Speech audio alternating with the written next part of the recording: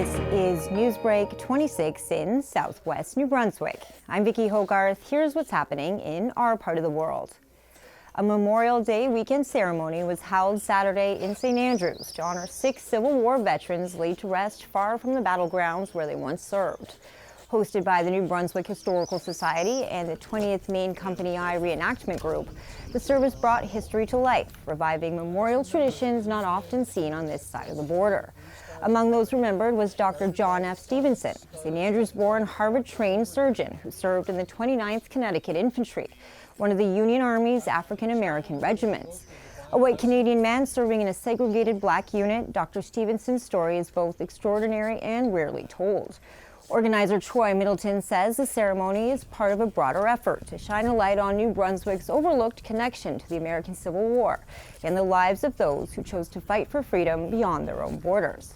Canadian involvement in the American Civil War is a little known piece of our history. And, you know, these men and a number of women, you know, they went down and took part in that conflict. And their stories should be told and remembered.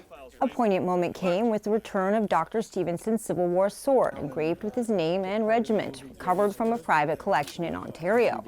Thanks to a successful local fundraising campaign, the sword is now home in New Brunswick. Also honored was Charles Norris, buried near Stevenson. Born into slavery in Maryland, Norris later fought with the 43rd U.S. Colored Troops. After the war, he made his home in St. Andrews. Charlotte County became a final refuge for many who had once fought for freedom. Ralph Thomas, program coordinator with the New Brunswick Black History Society, says stories like these deepen our understanding of the province's black history. Nearby Beaver Harbor, after all, was the first settlement in British North America to ban slavery decades before the Civil War. The more you learn about black history, the more you learn about history in general. Now, you also learn how the white folks came together way back in 1783, and they came together when the Quakers said there would be no slave masters in this community. Now, that was right in Beaver Harbor. It must have been the same in St. Andrews. Remembering those who fought for freedom honors a legacy of quiet courage and a community that refused to stand on the sidelines of history. A beloved community mentor in St. Andrews is retiring. For more on this, here's CHCO's Lukas Kohler. I love you guys.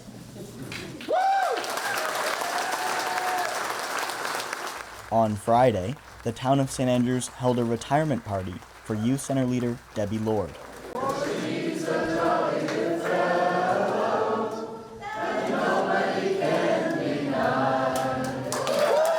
I'm a very lucky person to have that job, and I enjoy every minute of it. There were times when I was like, oh my dear God, but then, you know, it works out. Yeah, kids work out. Debby has worked for the center for over 19 years, becoming a positive role model and friend for many kids in the community. Many ways than one, she's become my grandmother, and I'm so thankful for that. Because even though I haven't known her as long as some of the other kids have, I love her to death, and I'm just so happy for her and everything that she's done. She's really nice. She helps a lot of people and everything like that. She was like one of the first people I met when I had moved here. She was always there. She's always a friendly face to see. To fill her shoes and her signature mismatched socks, the town has hired a new leader, Amanda Harrington.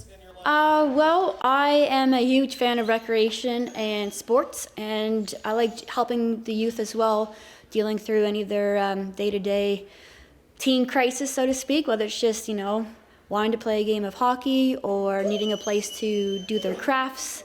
I just have a huge fondness memories of my own community center that I went to as a youth back in St. John. So, I just want to pass it along, I guess. It's safe to say that the community loves Debby, and they look forward to Amanda taking the reins. Lukas Kohler, NewsBreak26, St. Andrews. Thanks, Lucas. Finally, the Garsland Civic Center came alive with community pride during the 7th annual Greater St. Stephen's Sports Wall of Fame Gala dinner on Saturday. This year's ceremony honored Rick Cotter both for his athletic achievements as well as his lasting impact developing sports across the region. The late Roseanne Johnston was recognized for her exceptional contributions to athletics, while provincial champs, the 1962-63 St. Stephen High School Spartan men's basketball team, were honored for their historic teamwork.